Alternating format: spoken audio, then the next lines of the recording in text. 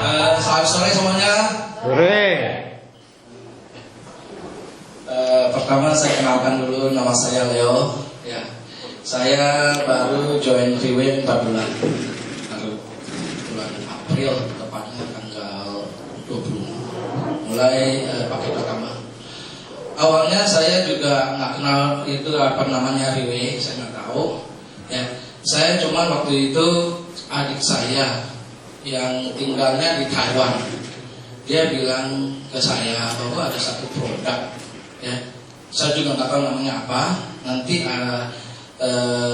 coba cari tahu namanya ini, ya, itu bisa buat kesembuhin stroke katanya gitu. Saya, karena bapak saya stroke ya. Saya waktu itu sudah berobat kemana-mana, ya. Pokoknya bapak saya sekarang stroke udah 2 tahun ya, baru ketemu apa namanya produk ini gitu. Awalnya saya juga kiranya itu obat gitu loh, ya.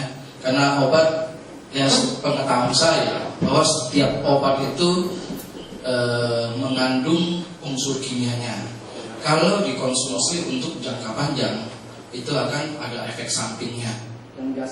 Saya dengar itu bahwa obat itu pasti bisa kena ginjal atau jantung dan segala macam, gitu loh, bisa menjadi komplikasi. Jadi saya juga nggak mau begitu juga. Nah, suatu ketika ya, saya ini bapak saya waktu di Jakarta 2 tahun yang lalu, saya masih sama bapak saya masih enjoy lah, masa ajak beliau jalan-jalan ya. Karena dia tinggalnya di Tanjung Pinang, di situ nggak ada bus, belum pernah naik bus. Saya ajak dia naik busway. Padahal saya punya mobil, tapi ajaknya naik busway, biar tahu itu loh seperti apa busway. Karena saya sendiri belum pernah naik ya, saya ajak dia naik busway untuk pertama dan cuma sekali aja sampai saat ini, gitu. Naik busway keliling ya, Jakarta, HI, balik lagi ke kota. Ini di kota tua. Sudah itu, kalau saya lihat begini sedih gitu ya. Setelah pulang ya, tahu-tahu saya dapat berita bahwa bapak saya stroke, jatuh begitu loh. Setelah dia mandi ya, itu sore harinya mandi, itu jatuh, lagi pakai celana, jatuh. Saya nggak tahu ini posisi sesungguhnya dia stroke dulu baru jatuh atau jatuh stroke, saya nggak tahu lah ya. Oh gitu ya, mungkin karena saya nggak dapat jawaban untuk sampai sekarang gitu loh. Saya belum dapat jawaban dari dokter gitu loh, stroke dulu atau jatuh dulu atau jatuh dulu. So oke lah, yang penting ya. Nah, saya cerita dari sini dulu mulai bahwa di sana ya, dia stroke-nya udah jatuh ya, itu nggak langsung ketahuan karena pada saat itu ya, di rumah saya cuma bapak saya sama mama saya aja di kampung gitu lah. Mama saya kebetulan ke Singapura gitu loh, beberapa hari sebelum kejadian ini. Jadi posisinya mama saya di Singapura gitu. Nah, waktu itu adiknya, berarti saya tante gitu ya, kasih beliau makan gitu ya. Ada makanan suruh ambil gitu. Tapi udah tunggu sampai sore kok nggak diambil, sampai besok pun tidak diambil juga. Nah, dengan inisiatif tante saya bawa makanan ke rumah saya gitu. Ternyata begitu lihat, bapak saya udah geletak. Nah, kejadian sampai ketemu itu berarti dari sore ke sore udah 24 jam nggak ada yang tahu gitu, karena sendirian di rumah. Mama dia lagi di Singapura, di sana gitu ya. Jadi langsung ditolakkan ke kita bahwa ada kejadian begini, bapak kamu jatuh stroke. Langsung di tetangga situ ya, sama saudara famili sana bawa ke ICU. Ini ICU di Tanjung Pinang ya. Jadi perlengkapannya sangat sederhana, cuma begitu aja, ICU-nya begitu, dan masih belum bisa sadar. Karena dengan kondisi begini kita setelah kita rembuk dengan inisiatif untuk bapak saya bawa berobat ke Singapura. Nah, Ini adalah posisi ICU di Singapura. Jadi fasilitasnya lebih baik lah dibanding dengan kampung gitu. Nah sampai di situ masih belum sadar gitu, posisi stroke masih belum sadar. Setelah sadar ya, kalau saya kalkulasi lebih kurang 60 jam kemudian baru sadar gitu, baru sadar. Nah, kalau sadar sudah kejadiannya udah beda, bahwa terjadi pendarahan di otak. Ya. Jadi kondisinya sudah sangat-sangat parah. Otaknya 90% penuh sama darah. Jadi bagaimana tindakan dokter? Kita tanya apakah perlu dioperasi atau enggak. Ya dokter waktu itu udah periksa ya, bahwa ini umurnya juga udah 70 lebih. Jadi tidak mungkin untuk dilakukan operasi. Kalau dilakukan operasi pun harapannya tipis sekali. Bisa jadi koma, bisa jadi nggak kenal dan sebagainya. Jadi resikonya lebih besar. Jadi kondisinya nggak dioperasi. Baru-baru ini saya juga teman saya juga terjadi hal yang sama, pendarahan otak, tapi kejadiannya di Surabaya. Ya. Dan sana operasi gitu loh. Dan operasi awalnya dikatakan berhasil, tapi 2 minggu kemudian baru kemarin saya dapat kabar bahwa udah meninggal. Ada operasinya berhasil, oke loh, good katanya, tapi akhirnya meninggal. Hari ini dibawa ke rumah duka Jakarta. Saya belum sempat kunjungin gitu. Jadi operasi bukan suatu jaminan. Akhirnya kita tidak operasi, kita hanya merawat aja. Lebih kurang itu 1 bulan di Singapura saya berobat di Singapura di General Hospital. Jadi hospital pemerintah yang terbaik ya di sana katanya gitu. Benar-benar terbaik dan biayanya juga baik, mahal sekali gitu loh. Ya, karena saking baik gitu loh ya, benar-benar biayanya itu tuh banyak sekali, karena dokter saraf datang tersendiri, dokter gigi datang bayar lagi, dokter speech terapi datang lagi, banyak sekali dokter ahli gitu ya. Tapi makanya namanya nggak dokter spesial jadi banyak yang mesti kita keluarkan. Dan tetap aja bapak saya nggak bisa apa-apa, dan kondisinya dia punya tenggorokan nggak bisa telan, jadi minum ya, makan berarti ya itu pakai selang lalu hidup. Jadi saya ya yang kalau setelah pulang dari situ saya susuin gitu loh, susunya ada hidung. Kalau begitu, aduh, kejadian kalau seandainya terjadi sama bapak-bapak bagaimana keadaannya, akan susah sekali karena saya benar-benar saya rasakan sendiri. Karena orang yang begitu besar, saya begitu kecil, bagaimana saya gendong dia? Ya, saya mesti kalau selama di Singapura ya, kalau di rumah sakit sih oke ya. Begitu sampai di rumah kan dia mau buang air besar, air kecil, nggak bisa turun ranjang. Kita yang ya begitulah, dari baby sister juga mesti dibuang kotorannya setiap hari gitu. Bagaimana ya? Ya rasanya ya itulah. Jadi waktu saya balik lagi bahwa ada produk itu ya, setelah 2 tahun ya saya berobat kemana, ke Sinsei ya.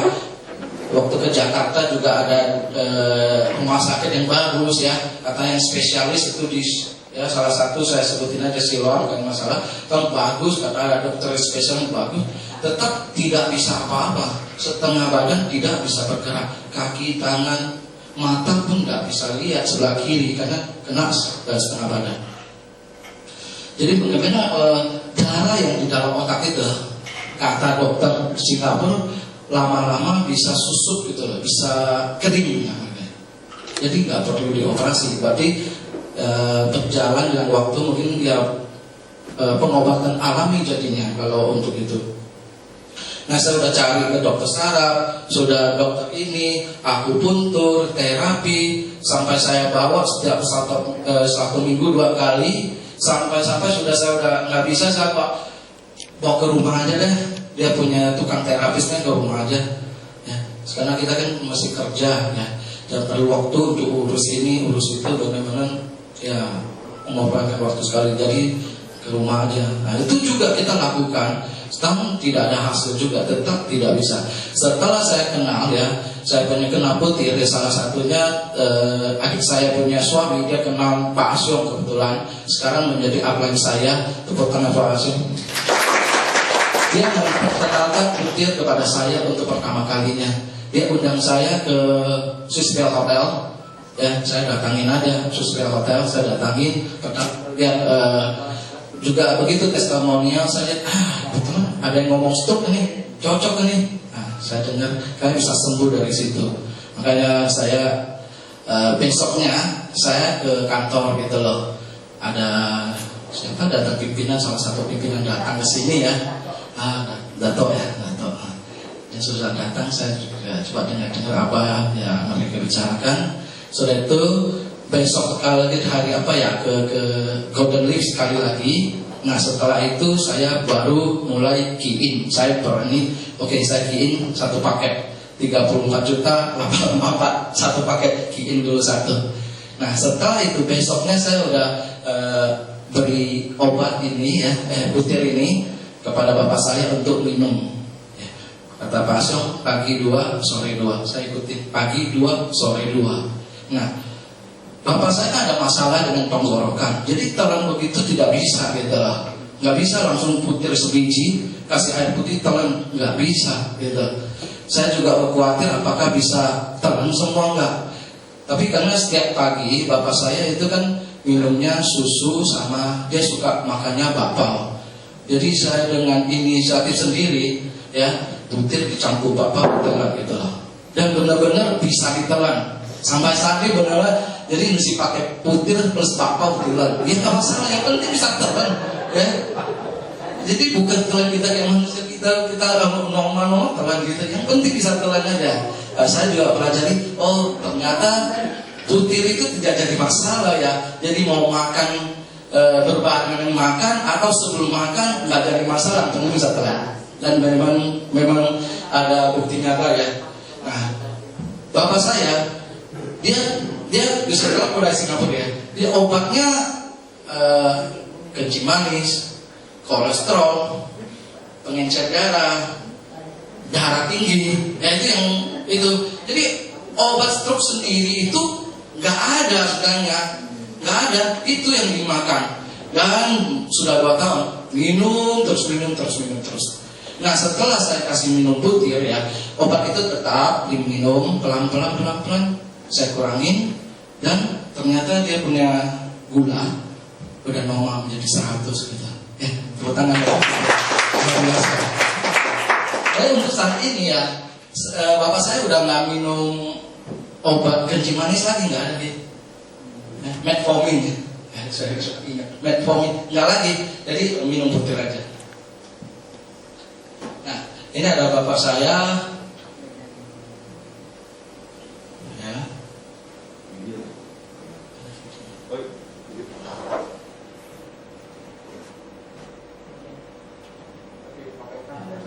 Ini adalah video terakhir ya. Video terakhir. Sebenarnya yang masalah ini bukan ini. Nah, sekarang dia udah bisa dengan yang tidak aktifnya kaki, gerakan kaki yang bisa aktif. Ya.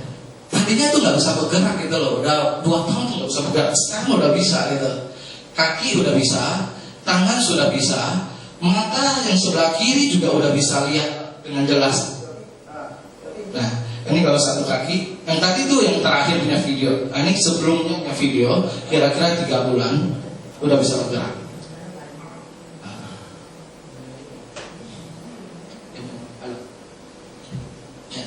Jadi saya cerita aja, sebelah kiri punya tangan juga udah bisa bergerak, ya, kaki udah bisa, dan matanya juga udah bisa lihat gitu, sebelah kiri udah bisa lihat, udah jelas gitu. Tadinya tuh kita ya gini ya, dia nggak ada ereksi sama sekali, karena memang merusak sebelah kiri semuanya. Tapi sekarang udah ada ereksi, udah nonton TV juga udah bisa semuanya. Ya, jadi ini adalah kesaksian untuk bapak saya. Nah setelah itu saya kata Pak Asyong, cobalah kamu minum. Saya bilang, saya kan sebenarnya beli butir ini kan bukan buat saya, buat orang tua saya gitu ya. Coba kamu minum. Tapi saya merasa memang saya tidak ada apa-apa, saya nggak ada satu penyakit yang itu ya, nggak ada penyakit biasa, jadi saya nggak minum. Tapi bilang kamu mesti coba minum gitu, cobalah pelan. Benar-benar saya waktu itu kira-kira 2 bulan yang lalu saya coba minum ya. Pagi 1, sore 1, saya nggak 2 seperti bapak saya satu aja, pagi 1, sore 1, sampai sekarang masih minum. Rupanya saya tuh ada masalah juga ya. Saya di sini, saya ada bekas operasi juga, tulang saya patah di sini. Karena naik motor gitu, patah, jatuh sendiri, padahal nggak ada siapa-siapa, jatuh sendiri, kata lagi melamun apa gitu, jatuh patah gitu loh. Nah itu patah itu saya kira biasa aja. Setelah dioperasi juga nih, operasi sama dokter Ucok di Medistar, habis nggak tahu berapa puluh juta juga. Tangan saya nggak bisa ke belakang gitu, nggak bisa ke belakang gitu. Ya, kalau mau buka baju pakai singlet itu minta tolong istri saya deh, anak saya tuh bukain. Tapi sekarang saya udah bisa buka sendiri. Nggak ada satu masalah lagi. Saya nggak kaki ya, saya nggak bisa pakai sepatu pantofel seperti bapak ini, nggak bisa. Setengah jam aja saya udah pegel banget, pegel. Nanti mesti urut. Tapi sekarang saya udah pakai 1 hari udah gak ada masalah. Ini yang kedua. Ya. Sudah itu ada lagi. Rupanya saya tuh ada sinus juga sedikit. Sinus. Biasa juga gitu yang masih ada hak tahu sinus gitu loh. Tapi sekarang udah enggak, dua-duanya udah lancar gitu.